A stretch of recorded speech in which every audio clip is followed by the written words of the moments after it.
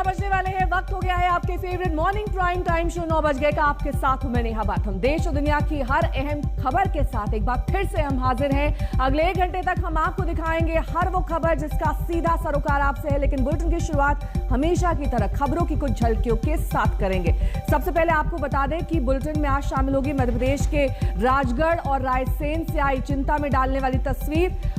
Vaccination centre पर उमड़ा हुजूम, ये आपको दिखाएंगे। साथ ही उत्तराखंड लिए चलेंगे जहां के रामनगर में पानी का प्रहार देखने को मिल रहा है। नदी में बहा बाइकर और लोगों ने निकाला, लेकिन अस्पताल में हुई मौत। पटना आपको लिए चलेंगे जिसके पास बिहटा में ऑल्टो में टक्कर मारकर 200 मीटर तक दौड़ी चलती स्विफ्ट कार, बाल बाल बचे यात्री।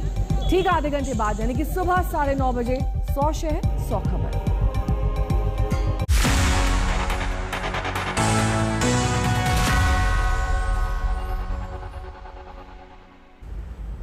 लेकिन बुलेटिन की शुरुआत करेंगे कथित फोन टैपिंग और जासूसी कांड मामले से। आज संसद के मॉनसून सत्र का दूसरा दिन है। विपक्ष के तेवर से साफ है कि कल की तरह आज भी संसद हंगामेदार हो सकती है। कांग्रेस की तरफ से माणिक टैगोर ने लोकसभा में स्थगन प्रस्ताव का नोटिस दे दिया है। टीएमसी के सुखेंदु शेखर रॉय ने भी राज्यसभा में सस्पेंशन नोटिस दिया है। आनंद पटेल मेरे सहयोगी इस वक्त तमाम जानकारी के साथ जुड़ गए हैं। आनंद, क्या अपडेट, क्या जानकारी फोन टैपिंग मामले में? देखिए, बिल्कुल कल जिस तरीके से विपक्ष ने सरकार को घेरा और संसद नहीं चलने दी, दोनों सदनों में हमने देखा कि विपक्षी पार्टियों की एमपीज ने एडजर्नमेंट मोशन का नोटिस दिया था स्पीकर को भी और चेयरमैन को राज्यसभा में, और दोनों एडजर्नमेंट मोशन नोटिस खारिज हो गए थे। इसके बाद विपक्ष के लगातार हंगामे के दौरान संसद को आज तक के लिए मुलतवी किया गया था। आज भी कांग्रेस पार्टी के सांसद हैं लोकसभा में मणिकम टैगोर, इन्होंने स्थगन प्रस्ताव दिया है। जिस तरीके से विपक्षी दलों के नेताओं की जासूसी की गई, सर्वेलेंस किया गया, पेगासस स्पाईवेयर जो इजरायली कंपनी का सॉफ्टवेयर है उसके जरिए, और इसमें राहुल गांधी और उनके स्टाफ की भी जासूसी करने की बात कही गई है।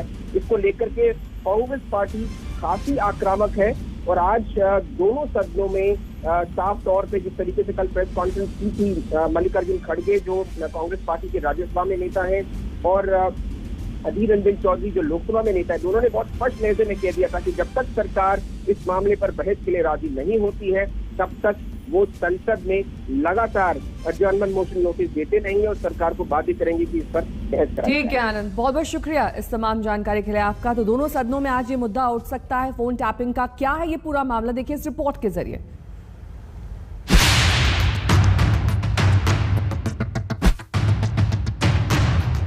प्रजातंत्र को पांव तले कैसे रौंदा जा रहा है। ये सारी कहानी मॉनसून सत्र के पहले ही क्यों शुरू हुई?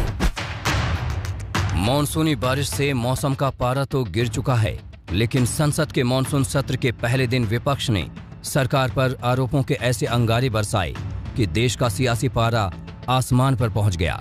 तकरार शुरू हुई है विपक्षी नेताओं, पत्रकारों, सामाजिक कार्यकर्ताओं की कथित जासूसी पर। राहुल गांधी जी के फोन की जासूसी करवा के आप कौन सा क्राइम और टेरर से लड़ाई लड़ रहे थे? Hindu, Indian express, TV 18, India today, frontier TV, wire, news click, इनकी जासूसी करवाकर आप कौन से टेररिस्ट से लड़ रहे थे? एक रिपोर्ट में हुए खुलासे के मुताबिक सरकार एक इजरायली कंपनी एनएसओ ग्रुप के पेगासस स्पाईवेयर के जरिए देश में 300 लोगों के फोन हैक करा रही थी। आरोप है कि इन 300 भारतीयों में कुछ मंत्री, विपक्ष के नेता, वैज्ञानिक, पत्रकार, कानून जगत से जुड़े लोग, उद्योगपति और सामाजिक कार्यकर्ता शामिल हैं। मीडिया रिपोर्ट का दावा है कि संदिग्ध फोन नंबर पर फॉरेंसिक जांच की गई। 37 फोन में पेगासस स्पाईवेयर की हैकिंग का सबूत मिला। इनमें से 10 फोन भारतीय नागरिकों के हैं। टेक्निकल एनालिसिस के बाद ही ये साबित हो पाया कि इन फोन नंबर्स की हैकिंग की गई। इन आरोपों पर विपक्ष ने आरोपों की बौछार कर दी, लेकिन सरकार ने आरोपों को सिरे से खारिज कर दिया। Reports of 18 July 2021 also appear to be an attempt to malign the Indian democracy and its well-established institutions. We cannot fault those who haven't read the news story in detail, and I request all honorable members of the House to examine the issues on facts and logic. लेकिन सरकार की सफाई के बाद भी कांग्रेस ने जासूसी कांड पर अपने तीखे हमले जारी रखे। कांग्रेस ने सरकार से 6 सवाल पूछे। पहला ये कि क्या विदेशी कंपनी के स्पाईवेयर से जासूसी देशद्रोह और राष्ट्रीय सुरक्षा का उल्लंघन नहीं है। दूसरा ये कि सरकार 2019 के लोकसभा चुनाव से पहले लोगों और नेताओं की जासूसी क्यों करवा रही थी। तीसरा सवाल ये कि सरकार में किसने इजरायली कंपनी NSO से पेगासस सॉफ्टवेयर खरीदा, कितने में खरीदा। चौथा सवाल ये कि अगर सरकार को जासूसी सॉफ्टवेयर की खरीद के बारे में पता था तो वो चुप क्यों थी। पांचवा सवाल ये कि क्या आंतरिक सुरक्षा के लिए जिम्मेदार गृह मंत्री को बर्खास्त नहीं किया जाना चाहिए। छठा सवाल, क्या इस मामले में प्रधानमंत्री, गृह मंत्री और दूसरे जिम्मेदार लोगों की जांच नहीं होनी चाहिए। हमारे राहुल गांधी जी के उनका भी जासूसी उन्होंने किया है। संविधान के तहत इस देश को चलाना चाहते हो। ऐसी अंतर्राष्ट्रीय कॉन्स्पिरेसी होती है तो उसके सुपर एजेंट बन जाते हैं।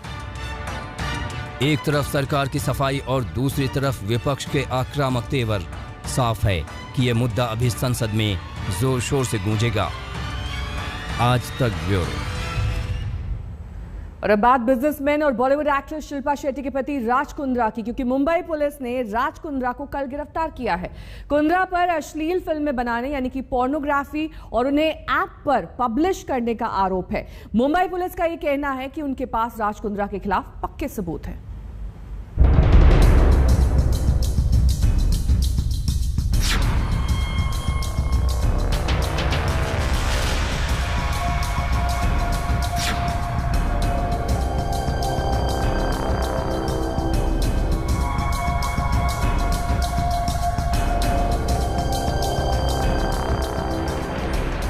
मशहूर कारोबारी और शिल्पा शेट्टी के पति राज कुंद्रा मुंबई पुलिस की गिरफ्त में हैं। मैच फिक्सिंग मामले में विवादों में रहे कुंद्रा इस बार अश्लील फिल्में बनाने के मामले में पुलिस के हत्थे चढ़ गए हैं। अश्लील फिल्में बनाने और उसे ऐप पर पब्लिश करने के आरोप में सोमवार रात मुंबई पुलिस के क्राइम ब्रांच ने उन्हें गिरफ्तार किया है।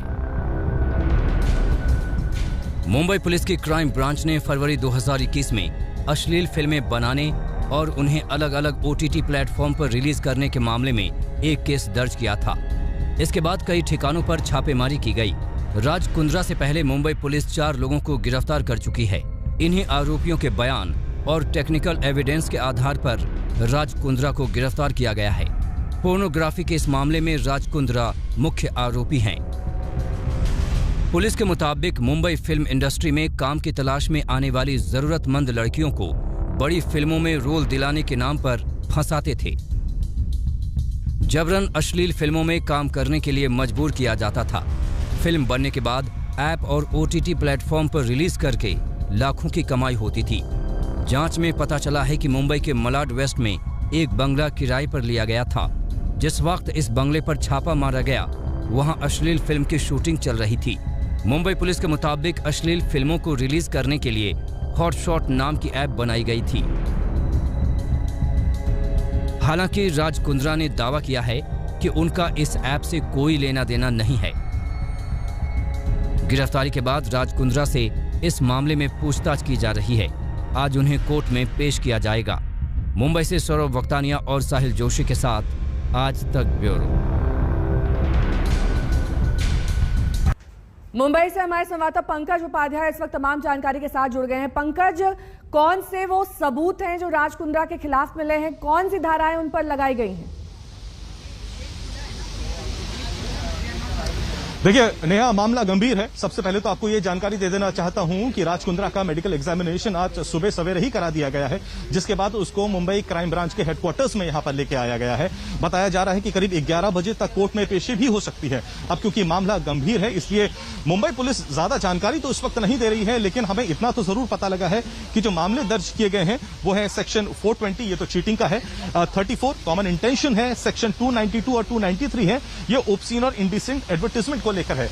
साथ ही साथ मिस रिप्रेजेंटेशन ऑफ वुमेन, ये और साथ ही साथ अलग अलग सेक्शंस लगाए गए हैं IT एक्ट के भी, यानी तमाम सेक्शंस लगा दिए गए। जैसा कि मैंने आपसे कहा कि मामला बहुत ज्यादा गंभीर है, कल रात 9 बजे के आसपास राज कुंद्रा को बुलाया गया था पूछताछ के लिए। 2 घंटे की गहन पूछताछ के बाद करीब 11 बजे मुंबई पुलिस की क्राइम ब्रांच ने राज कुंद्रा को गिरफ्तार कर लिया। अब क्या जो मोबाइल ऐप का नाम लिया जा रहा है, हॉटशॉट जिसका नाम बताया जा रहा है, क्या उसके कर्ता धर्ता यानी क्रिएटर और ओनर बिजनेसमैन राज कुंद्रा ही थे? मुंबई पुलिस का कहना है कि उसने पहले ही गिरफ्तार लोगों से जो जानकारी इकट्ठा करी है और उसकी खुद की जो इन्वेस्टिगेशन रही है पिछले कुछ महीनों में, क्योंकि फरवरी 2021 में यह मामला पहले दर्ज किया गया था, उसके बिना पर मुंबई पुलिस का कहना है कि उसके पास इतने ज्यादा एविडेंस हैं जो इस तरफ से इशारा करते हैं कि राज कुंद्रा इस पूरे मामले में एक कॉन्स्पिरेटर हैं। हालांकि राज कुंद्रा ने फिलहाल तो तमाम एलिगेशंस को डिनाई कर दिया है, लेकिन मुंबई पुलिस कह रही है कि वो अभी भी पूछताछ कर रही है और उसके पास इतने एविडेंस हैं कि फिलहाल वो कह सकती है कि राज कुंद्रा का इस पूरे मामले में एक अहम किरदार जरूर रहा है। पंकज, ये नॉन बेलेबल धाराएं लगाई गई हैं, इन पर जमानत मुमकिन है या फिर नहीं? देखिए, मुंबई पुलिस फिलहाल तो कुछ आगे की जानकारी नहीं दे रही है, क्योंकि मुंबई पुलिस का कहना है कि इन्वेस्टिगेशन इसमें और ज्यादा होने वाली है। लेकिन जिस तरीके से मामला गंभीर है, जिस तरीके से पहले कई ऐसे एक्टर्स हैं जो इस इंडस्ट्री से जुड़े हुए हैं और जिन्होंने पहले भी राज कुंद्रा के खिलाफ मुंबई के हाई कोर्ट में केस दर्ज कराया हुआ है, उसकी सेंसिटिविटी को देखते हुए मुंबई पुलिस ज्यादा जानकारी नहीं दे रही है, क्योंकि उसका कहना है कि उसकी इन्वेस्टिगेशन अभी भी चल रही है।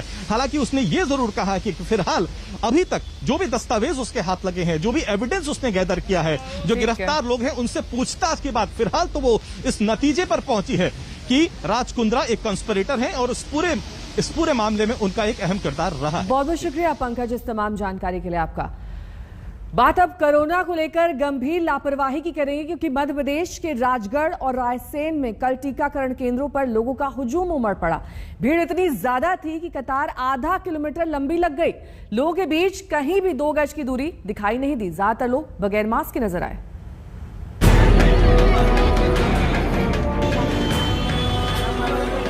ये किसी मेले की तस्वीर नहीं है, न ही किसी भंडारे में उमड़ी भीड़ है।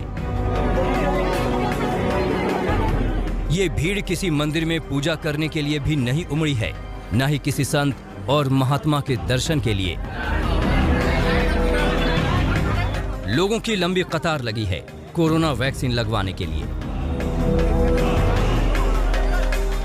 यह हैरान और परेशान करने वाली तस्वीर मध्य प्रदेश के राजगढ़ जिले के नरसिंहगढ़ ब्लॉक की है। सोमवार को टीका लगवाने के लिए इतनी भीड़ उमड़ी कि करीब आधे किलोमीटर तक लंबी लाइन लग गई। अगर 2 लोगों के बीच 2 गज की दूरी होती तो आधा किलोमीटर लंबी लाइन की बात समझ में भी आती, लेकिन यहाँ तो लोग एक दूसरे से चिपक कर खड़े नजर आए। लोगों के बीच 2 गज की दूरी तो दूर की बात, ज्यादातर लोगों के चेहरे पर मास्क तक नहीं है। लेकिन लोगों के लिए चिंता भीड़ नहीं बल्कि अपनी बारी की है। कब से लाइन में लगे हो? बाहर से देर हो गई, 1.5 घंटा। लाइन लंबी है? लाइन लंबी है। अब जरा रायसेन जिले के उदयपुरा कन्याशाला वैक्सीन सेंटर की तस्वीर देखिए। सैकड़ों की संख्या में लोग टीका लगवाने भेड़ बकरी की तरह खड़े हैं।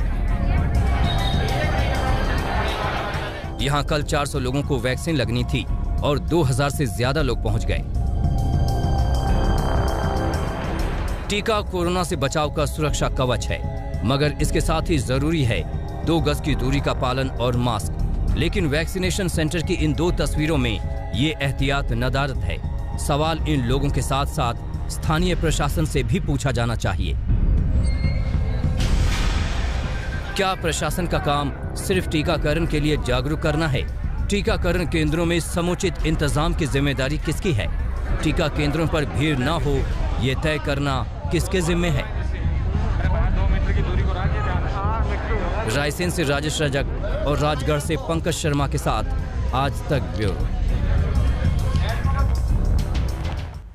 और अब बात बाढ़ और बारिश की करेंगे। उत्तराखंड के रामनगर में कल बड़ा हादसा हुआ। उफनती नदी में कल एक वनकर्मी बाइक समेत बह गया। लोगों ने उसे निकाल तो लिया, लेकिन गंभीर चोटों की वजह से अस्पताल में उसकी जान चली गई।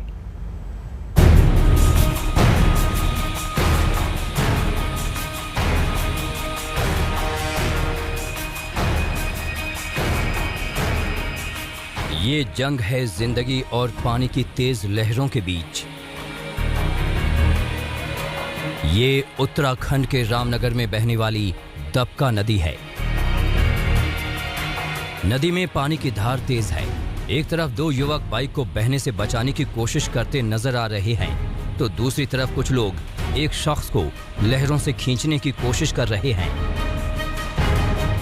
अब जरा इन तस्वीरों के पीछे की कहानी को समझिए। नदी की तेज धार में ये वनकर्मी बाइक समेत बह गया था।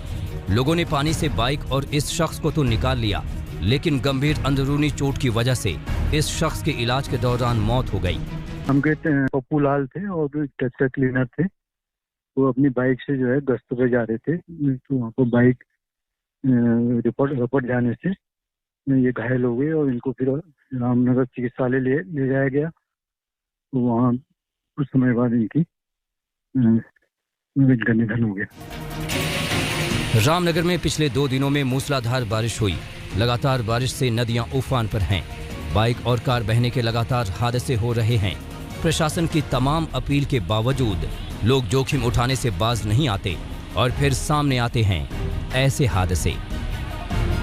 राहुल सिंह दरमुआल, रामनगर, आज तक। बात अब दिल्ली की करेंगे। दिल्ली के द्वारका सेक्टर 18 के अतुल्य चौक पर कल एक कार सड़क धंसने से जमीन में समा गई। ये कार एक पुलिसकर्मी की थी। बताया जा रहा है कि यहां से सीवर की लाइन गुजरती है और चंद घंटे की मानसूनी बरसात ने यहां की जमीन को इस कदर खोखला कर दिया कि जमीन कार का बोझ भी नहीं उठा सकी। हादसे में कार के अगले हिस्से का पूरी तरीके से क्षतिग्रस्त हो गया, मगर अच्छी बात ये रही कि पुलिसकर्मी बच गया।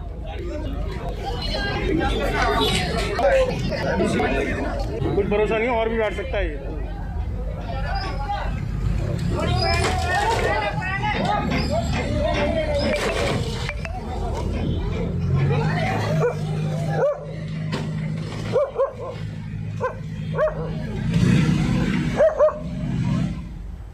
रुकना होगा यहाँ एक छोटे से ब्रेक के लिए। फौरन होंगे हाजिर कुछ और खबरों के साथ। देखते रहिए आज तक।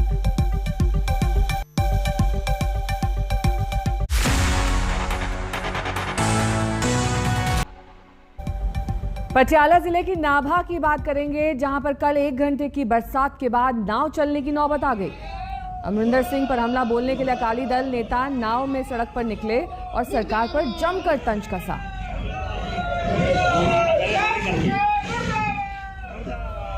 रुकना होगा यहाँ एक छोटे से ब्रेक के लिए। फौरन होंगे हाजिर कुछ और खबरों के साथ। देखते रहिए।